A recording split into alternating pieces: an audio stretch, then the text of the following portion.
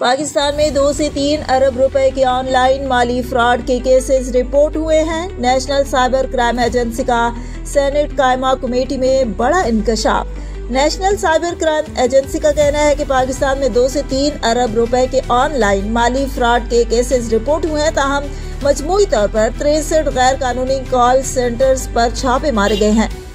Senate कायमा committee IT and telecom का इजलास सेनेटर परवेश खान की ज़ेर सदारत पार्लियामेंट हाउस इस्लामाबाद में हुआ, जहां कमेटी को मुल्क भर में कॉल सेंटर्स और सॉफ्टवेयर हाउसेस के हवाले से ब्रीफिंग दी गई। NCCIA हुकाम ने कमेटी को बताया कि गैर कानूनी कॉल सेंटर से आम आदमी को मुख्तलिफ कॉल्स आती हैं। मुख्तलिफ हीले बहानों से लूटने के लिए सरमायाकारी की तरगीब दी जाती है।